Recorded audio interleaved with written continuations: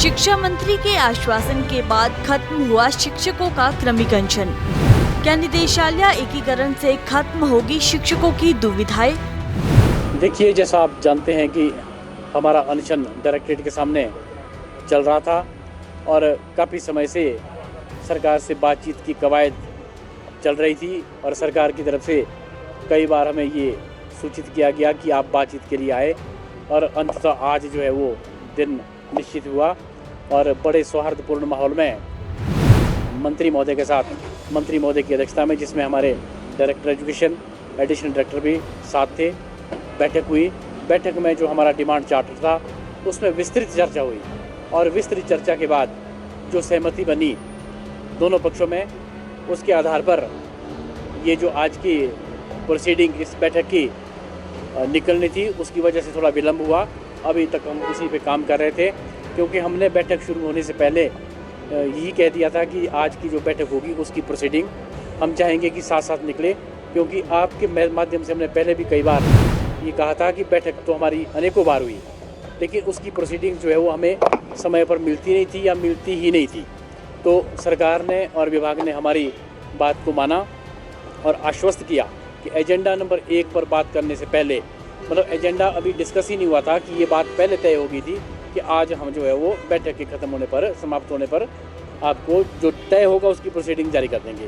तो जो हमारी डिमांड थी उस पर सहमति बनी है। उसके आधार पर जो है वो मंत्री महोदय अभी वहाँ डायरेक्टरेट जा रहे हैं। हमारे जो लोग अनशन पर बैठे हैं, हम अपना धरना आज वापस ले रहे हैं क्योंकि जो हमारी डिमांड थी उस पर सहमति बनी और मंत्री महोदय अभी डायरेक्टरेट धरने को स्थगित करने के लिए, टालने के लिए और जूस पिला करके धरना तोड़ेंगे। उसके बाद हमारी जो स्ट्राइक थी, हमारा धरना था, हम उसको आज वापस ले रहे हैं। सभी मांगे मान ली गई हैं आपकी? जी बिल्कुल, जैसी बैठक में चर्चा हुई है, जो 1-2 पॉइंट हमारा था जिस पर अभी कुछ एक पॉइंट्स ऐसे हैं जो फाइनेंस को जाने हैं, उसमें वो प्रपोजल बनेगा, फाइनेंस को भेजा जाएगा, वो सहमति बनी है।